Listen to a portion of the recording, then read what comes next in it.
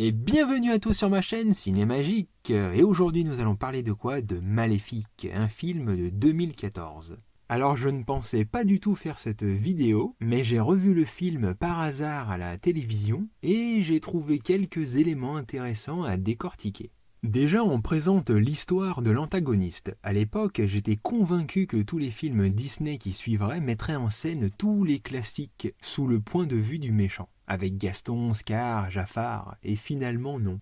Mais avec le Joker, sorti cette année, il y a de fortes chances que l'idée se répande et que l'on assiste à une véritable ribambelle de films DC, Marvel et compagnie qui prendront en héros l'antagoniste. Et pourquoi pas chez Disney à nouveau, une fois qu'ils auront épuisé leur adaptation en live action. Quand on voit ce qu'ils font du personnage de Stéphane, nous pourrions clairement envisager un film solo, où il serait le héros, montrant que lui non plus n'est pas si mauvais, ayant vécu plein de souffrances. Ce film ne nous fait pas vraiment revisiter l'histoire que l'on connaît. Il ne fait que substituer le maléfice d'un personnage sur un autre. Car faut le dire, on a un personnage vraiment mauvais et une fée vraiment gentille. Aucun doute ne peut nous traverser l'esprit, alors que l'on aurait pu jongler sur bien plus d'ambiguïté. À quand un film sur Voldemort ou Sauron qui aide respectivement Frodon et Harry? Vous voyez le truc. Dans l'ensemble, j'ai été plutôt satisfait, même si je trouve les différentes parties du film assez inégales. Entre les idées, le visuel ou le développement de certains personnages, et le film semble vraiment s'appuyer sur l'actrice pour tenter de la sublimer sur tous les plans. Beaucoup de décors et de plans somptueux. Le royaume de La Lande ou de La La Land est magnifique, chatoyant de couleurs et de beauté. Tout comme les séquences de magie, ou lorsque l'on vole avec Maléfique, accompagné par la musique très sympathique de James Newton Howard, et dont on retiendra la reprise par Lana Del Rey de la très célèbre chanson Once Upon a Dream, où j'en ai rêvé. Quelques petites interrogations néanmoins peuvent demeurer. Par exemple, lors de cette fameuse séquence du baptême, c'est vrai qu'avec ce qu'on a vu jusqu'à maintenant, ça donne de la valeur au personnage de Maléfique, mais le contexte précis peut nous rendre perplexes. Pourquoi ne récupère-t-elle pas ses ailes, ou ne se demande-t-elle pas où et à quoi elles ont bien pu servir? Pourquoi n'exprime-t-elle pas non plus ce qui lui est arrivé, qui aurait pu changer la perception que les gens en avaient? En ce sens, on pourrait même trouver ces trois faits absolument ignobles de se soumettre au roi Stéphane pour bénir son enfant, après ce qu'il a fait. Est-ce pour cela qu'elles se font accepter aussi vite alors que les deux royaumes sont en guerre, et que c'est le royaume de ces fées qui ont causé la mort du précédent roi? Elle semble un peu débarquer ici venue de nulle part et s'approche du bébé, sans aucune méfiance du roi, du peuple ou de la reine, fille de ce même roi mort. De plus, l'enfant est confié aux trois fées pour l'éduquer. Mais comment? Aucun doute ne plane-t-il dans le cœur de ces hommes à l'égard de ces fées? Suffisait-il de se présenter comme gentilles fées pour obtenir toutes les faveurs? Ces trois fées auraient très bien pu travailler pour Maléfique et comploter contre le royaume. La confiance n'était-elle pas la qualité première des habitants de la lande et non celui de l'homme? Même Maléfique qui débarque, quand on y pense, prouve que Stéphane ne l'a pas vaincu, alors que c'était la condition première pour être sur le trône. Aucune remise en question des autres concurrents. On a aussi quand elle fait la remarque de n'avoir pas été invitée. Évidemment c'est de l'humour et de la dérision, mais après tout le passif de ces deux royaumes, pourquoi diable aurait-elle été invitée? À quel moment c'est indiqué que les deux royaumes sont en pourparlers ou autre? Parce qu'on a la reine qui demande si elle n'est pas offensée. Elle qui a tué son père. On dirait vraiment que des années et des années se sont écoulées et qu'on a juste raté un épisode. Personne n'a jamais vu Maléfique, elle n'est jamais sortie de chez elle et ce royaume a toujours été considéré comme le mal. À quel moment même elle est reçue comme ça? C'est même surprenant que personne ne sorte les armes pour essayer de la tuer. Autre chose concernant la malédiction, puisqu'au moment où Maléfique tente de rompre le charme pendant le film, on voit clairement qu'elle aurait pu maintenir enfermée Aurore dans la lande, pour éviter la tragédie. Même l'endormir, comme elle le fait à plusieurs reprises, aurait suffi, attendant quelques jours que son 16e anniversaire soit passé. Il y a aussi ce qu'exprime la voix off en tout début de film et que l'on retrouve à la fin, que dans le royaume des fées, contrairement au royaume de l'homme, il n'y a besoin ni de roi ni de reine. Maléfique s'autoproclame reine allant à l'encontre de cette règle, mais finit par y renoncer, pensant qu'elle a compris. Mais non, car finalement une reine est quand même désignée à la fin. Voilà pour ces quelques interrogations, on va pouvoir entrer dans le vif du sujet et voir ce que le film cherche à nous dire. Le roi Stéphane a une évolution qui n'est pas forcément palpable. On nous met quand même en avant qu'ils ont grandi ensemble avec Maléfique, l'amitié s'est transformée en amour, et au moment du baiser, c'est la voix off qui nous le dit, il n'était pas sincère, déjà en vieux cupide et jaloux. On ne nous laisse pas le temps de voir son développement, donc pas ce qu'il pense, ce qu'il ressent pour elle ou pour ce royaume à mesure qu'il grandit. Comment, quoi, qui lui transmet cette ambition et corruption qui s'immisce dans son esprit? Pourquoi n'être jamais resté ici alors qu'aucune attache ne l'attendait de l'autre côté? Dommage de n'avoir pas eu un développement plus étoffé, car si nous avions eu son point de vue, le combat final aurait eu d'autant plus d'ampleur. C'est pourtant une idée de construction intéressante, puisque nous avons d'abord ce couple d'enfants qui vit au pays des rêves où la libre expression des émotions est possible, jusqu'à ce qu'ils soient obligés de grandir. À l'origine, on est tous sensibles à cette joie, cette insouciance de l'enfance, jusqu'à ce que les désirs s'éveillent. L'adolescence ne pardonne pas. Au début, nous ne sommes d'ailleurs qu'avec Stéphane et Maléfique, sans aucun adulte, et dès leur apparition, c'est la guerre et tout devient amer, rompant le lien avec l'enfance. Cette scène où elle découvre ses ailes disparues est poignante et déchirante. Comment ne pas ressentir sa douleur? J'aime beaucoup ce qui suit avec l'apparition du bâton pour la soutenir. On a cette idée qu'elle part en exil comme une nomade, avec une toute nouvelle force qui vient de s'éveiller. Avec la venue d'Aurore, on passe sur un plan parental, les trois fées jouant le rôle de la mère, devant apprendre à s'occuper de cet enfant. D'ailleurs, on prolonge l'idée symbolique des ailes coupées, puisqu'elles s'interdisent à la fois de voler et d'utiliser la magie, devenant des adultes responsables, si on peut dire, parce qu'elles demeurent assez insupportables. Quand on voit leur développement, on se dit que finalement la seule chose qu'il reste avec elles, ce sont bel et bien leur pure et simple ignorance. Elles n'ont même pas dû se poser la question au sujet des ailes de Maléfique, pensant qu'elles les avaient perdues comme ça lors d'une lutte contre l'homme. Tout ça n'est pas du tout abordé. Sans le savoir, Maléfique passe sur le registre maternel, tandis que le roi est le père de son royaume, mais démuni de descendance. Ils deviennent en quelque sorte les parents d'Aurore. Son père finalement ne la voit qu'une fois, lors d'une seule scène, mais n'a aucune affinité avec elle, préoccupé par sa lutte contre Maléfique, le rendant de plus en plus noir. Quelque part, on peut se dire qu'il a été privé de l'affection de cet enfant et des joies que procure une famille. Cet adulte n'a même pas pu, à travers sa fille, raviver ses souvenirs d'enfance. Il reste comme Maléfique, seul et isolé. En coupant ses ailes, il s'est littéralement privé d'amour et de liberté, se renfermant sur sa culpabilité, qui s'intensifie avec le poids des années. Et finalement la projette sur Maléfique, qui devient alors le démon, le dragon dont il doit s'exorciser. D'ailleurs, il meurt en tombant de la tour, il chute par le poids de ses péchés, de sa conscience, là où Maléfique à ce moment-là est de nouveau légère comme une plume.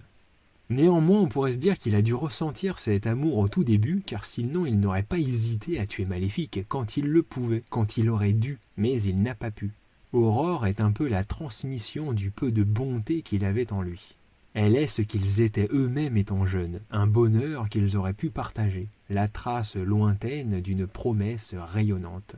C'est pour cela qu'elle ne récupère pas ses ailes. D'une part, elle est aveuglée par la vengeance, et d'autre part, elle n'a pas accès, symboliquement parlant, à ce que signifient ses ailes. Seule une autre personne peut lui donner et rompre le charme de ce qui a été volé. Tout comme Aurore, fait de rêves et d'innocence, lui donnant accès à ce pays des merveilles, comme Aladdin à la caverne. La première rencontre entre les deux se déroule un peu de la même façon qu'avec Stéphane. Le mal est caché, mais attiré vers le bien.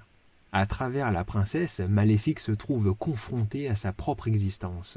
Les deux sont des belles endormies qui se réveillent, l'une dans le malheur et l'humiliation, l'autre dans le bonheur et la réconciliation. On peut voir Aurore comme un morceau purifié de Maléfique, la partie féerique de ce qu'elle était autrefois, les ailes de l'amour qu'elle retrouve. Le baiser devient alors celui d'une mère à sa fille, mais aussi un baiser à son enfant intérieur. Une partie de soi avec laquelle on renoue. Et il n'y a qu'en réunifiant ces deux parties que l'on peut compléter le puzzle de son âme. Tous les contes sont des récits initiatiques, une manière de préparer l'enfant au changement qui les attend, que ce soit de corps ou d'esprit, et ce, malgré toutes les précautions qu'un adulte peut prendre. C'est pour cela qu'il y a malédiction dès le berceau, car les changements à l'adolescence sont inévitables. C'est pour cela aussi que Maléfique rôde, que sa présence est constante, comme une forme de fatalité, d'une destinée toute tracée. Mais aussi qu'elle ne peut révoquer son propre sort, car c'est inéluctable dans la vie d'une femme, ou d'un homme d'ailleurs, que d'être confronté à sa propre croissance.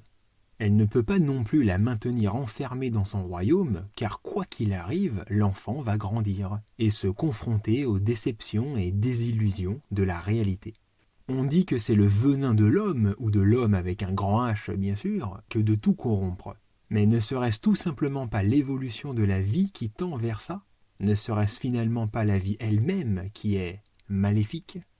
Beaucoup de récits privilégient la femme, comme ici le symbole d'être piqué, le sang, le repli sur soi et la bravoure d'un prince charmant, pour lever le sortilège métaphorique des barrières de ronces qu'a établi la femme, la réveillant pour vivre enfin ce qui est véritable. Une lutte qui est semblable d'ailleurs au cœur de Tefiti dans Vaiana.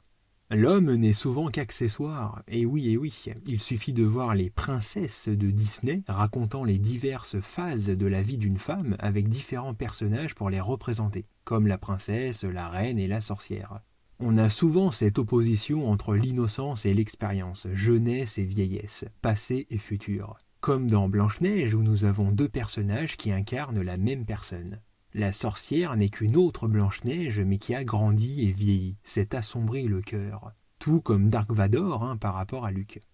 Il y a un conflit générationnel qui nous montre comment les vieilles rancœurs s'incrustent dans la nouvelle génération, comment l'histoire se répète inlassablement, à l'image même d'un nouveau-né qui se fait bénir mais aussi maudire par les erreurs passées. C'est comme un compte à rebours, plus l'enfant s'approche de l'âge adulte, et plus le drame est proche. Il s'agirait donc de transformer le cercle vicieux en vertueux, libérer le nouveau de l'ancien pour véritablement avancer.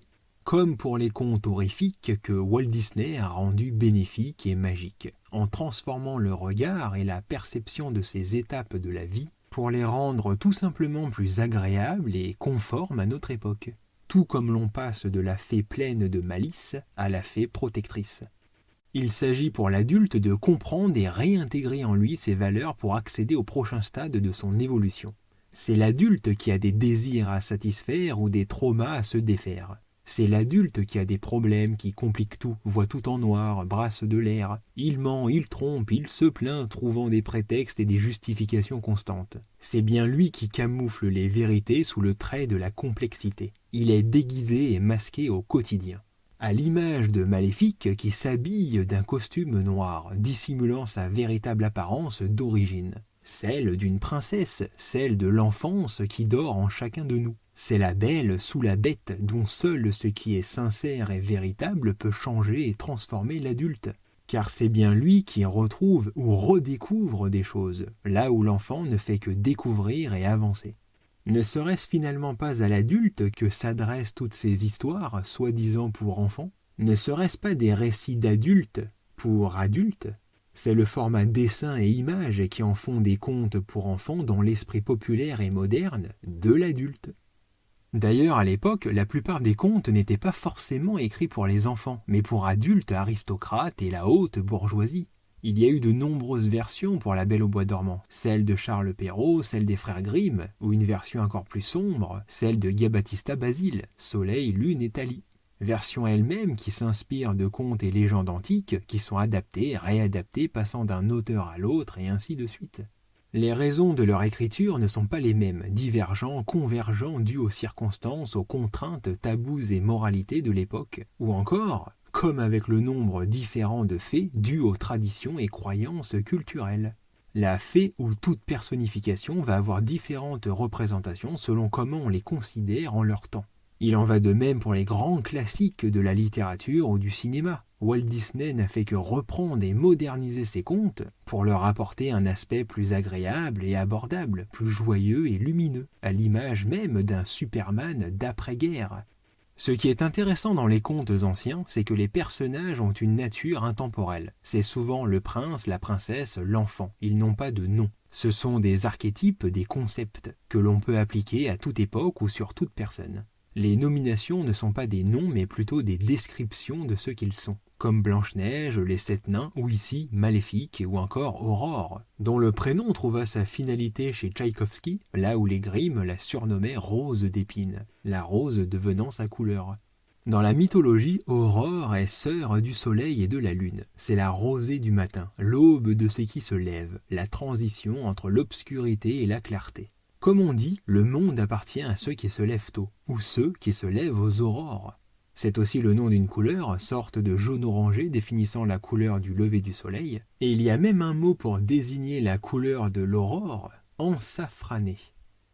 De son côté, Maléfique n'a pas de nom d'origine, ce n'est qu'une fée qui jette des sorts, et devient la fée Carabosse dans cet incontournable ballet de Tchaïkovski, en lui attribuant tout ce qui est repoussant, horreur et laideur.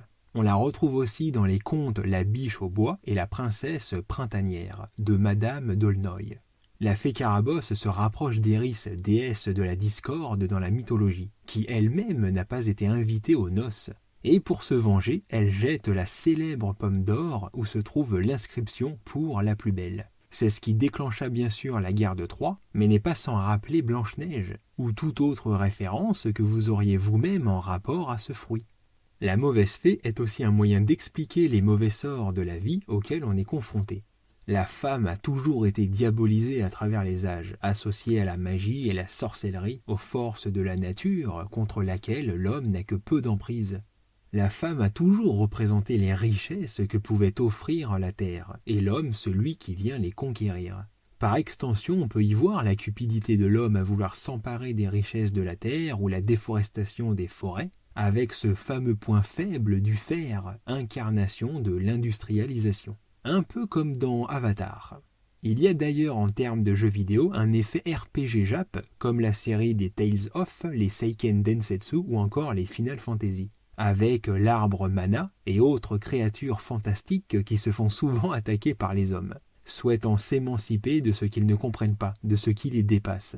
Une sorte de scission entre l'humain et le divin. Et c'est aussi bien sûr, comme nous l'avons vu, le royaume des rêves et de l'enfance qui n'est pas pris au sérieux, ou déconsidéré, le rendant de ce fait inaccessible pour l'adulte. Ainsi, Maléfique protège ce monde féerique de la réalité sauvage et brutale de l'homme dit civilisé. Les ailes noires, incarnation de la décadence et de la chute à l'image de l'ange déchu, sont accrochées tel un trophée, devenant le symbole du pouvoir et de la gloire des hommes. Ça me fait penser au film de Sam Raimi sorti dans les mêmes années, Le monde fantastique d'Oz, où il est aussi question d'un amour trahi au profit de l'ambition et l'intérêt du héros pour ce royaume. La femme se transformant alors en une sorcière pleine de rancœur. C'est en fait la même chose. Néanmoins, l'homme a pour lui d'être le brave et courageux chevalier qui franchit tous les obstacles des mystères et de l'inconnu. C'est en quête et en conquête qu'il s'accomplit et qu'une nouvelle forme de création devient possible. Deux royaumes qui s'opposent comme deux individus, l'homme et la femme, la construction humaine et les floraisons de la nature. C'est le visible et l'invisible, le monde extérieur et intérieur. C'est la rencontre entre les deux qui vont former l'enfant de deux mondes, un peu comme Tarzan. C'est la réalité qui nourrit la fiction et l'imaginaire. L'homme conjure l'inexplicable et raconte l'incroyable. Comme on dit, c'est mettre des noms, ou plutôt des mots sur les mots. Comme si on prenait la planète Jupiter, qui à la base n'est qu'une planète, mais une fois attribué un nom, il y a tout ce que ça évoque qui l'accompagne. Une forme spirituelle d'époque antérieure. Et ça peut changer la façon de la penser, de la réfléchir, jouant davantage sur une représentation plus imaginaire et introspective.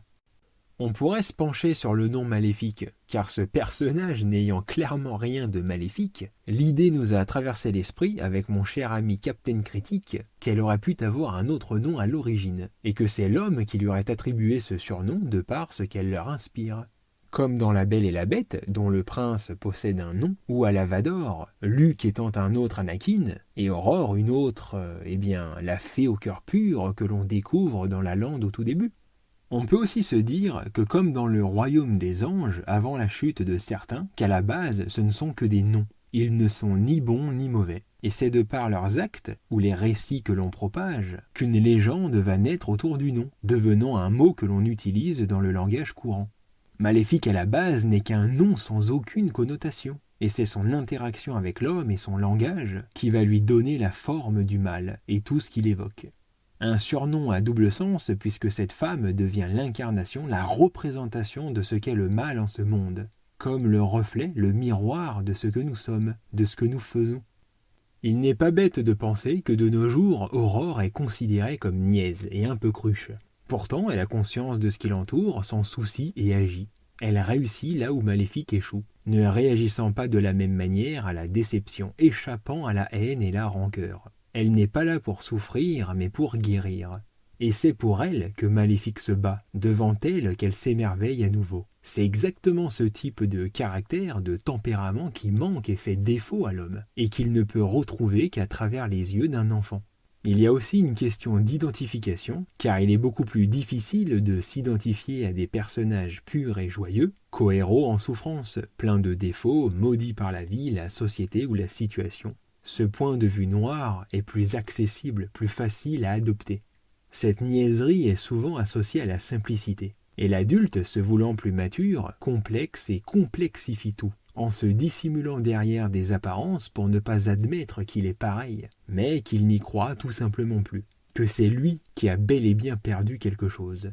En réalité, cette apparence noire protège l'individualité, l'identité, comme Batman ou Dark Vador qui contiennent au fond d'eux ce qui est pur. C'est l'espoir dans le noir, la lumière de la conscience, l'aurore qui pourfend le manteau de la nuit. C'est aussi ça la belle espérance, belle lumineuse au bois dormant. Le bois dormant est comme un soleil levant, ce qui dort au fond de nous et qui attend d'être réveillé. Dans la noirceur de ce costume se dissimule un monde aux 1000 couleurs. C'est dans l'obscurité que se niche la beauté, comme le surnom de mocheté. Elles sont les deux faces d'une même pièce, le prolongement l'une de l'autre, l'ombre et la lumière, le noir et le clair, la bénédiction et la malédiction. Elles sont la belle au bois dormant. Tout comme la prophétie du début avec le héros et le sorcier. Deux aspects d'une même chose qui se réunissent en une personne. C'est l'union ou la réunion pour faire renaître ce qui a été enterré. Avec cette fée, Morgane, nous rejoignons à la fois le mythe luciférien mais aussi arthurien. Entre la lumière et les ténèbres, l'ancien et le nouveau, l'amour sincère et la trahison, les cycles générationnels. Arthur et Merlin, le magicien et le héros, qui perçoit ce que les autres ne peuvent voir, loin des hommes et destiné à devenir roi. Une histoire qui commence par l'âge noir, jusqu'à ce que la lumière de la vie apparaisse. C'est le commencement même de l'Odyssée de l'espace, du monolithe, ou plutôt du monomythe. Au début du film, Maléfique vole, parcourant la lande avec la nature, les animaux, et s'élevant pour être caressée par les rayons du soleil. Elle chute tel Icare, contraint de porter les vêtements du deuil et de la fatalité. La vie devenant ce long voyage pour retrouver sa place d'origine. Un amour primordial et royal, une ascension vers l'aurore. Quand j'y pense, il aurait été tellement plus passionnant de découvrir que les fées rejoignent le royaume de l'homme à cause de l'aurore, la percevant comme une nouvelle chance, promesse d'avenir, choisissant alors de la bénir en lui transmettant un peu de magie pour que celle-ci puisse conjurer le sort de Maléfique et unifier un jour ces deux mondes, et ça aurait donné du sens à leur pouvoir. Évidemment, dans le contexte, ça aurait donné beaucoup trop d'importance à ce trio. Ces contes ou ces fictions mettent en scène les différents mécanismes qui se déroulent chaque jour au quotidien, mais aussi en chaque être humain. Comme le disaient les alchimistes, ce qui est en bas est comme ce qui est en haut, et ce qui est en haut est comme ce qui est en bas. Le fonctionnement de l'univers, de la Terre, des hommes et de leur monde intérieur sont les mêmes, connectés et interconnectés au sein d'une tige unique. Comme des rêves emboîtés dans des rêves, vecteurs et porteurs d'un message à la fois universel et intemporel. Voilà, je pense qu'on va s'arrêter là. Comme on peut le constater avec les mythes, les légendes, les contes, récits et histoires, il y a tout un jeu de mutation, de transformation, de réflexion à travers le temps. Chaque génération a ses propres avancées, ses propres langages, ses propres héros. La littérature, le cinéma s'y adapte et tente de marquer son époque, par le niveau de conscience, de perception qu'il possède. Rien d'étonnant à reprendre des mythes anciens pour rajouter sa pierre à l'édifice. Différentes interprétations ne s'opposent pas, elles se complètent, se prolongent, comme les racines et les branches sur l'arbre de la vie. On pourrait presque se dire que l'œuvre d'une époque représente un marqueur temporel, permettant de conserver la mémoire ou la façon dont on voyait les choses à cet instant précis, nous permettant finalement de voir l'évolution de l'être humain à travers ses réécritures.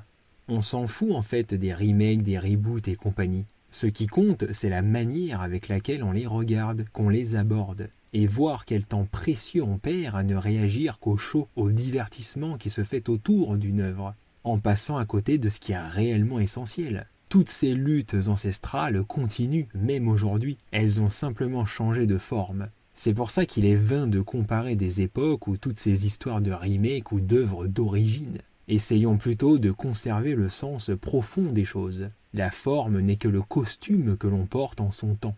Et il s'agirait pour nous de reconnaître à travers ce costume, ou l'époque où l'on se trouve, les valeurs et les émotions qui donnent son sens à l'humanité. Continuez à voir des films, quant à moi je vous dis à bientôt et que la magie soit avec vous.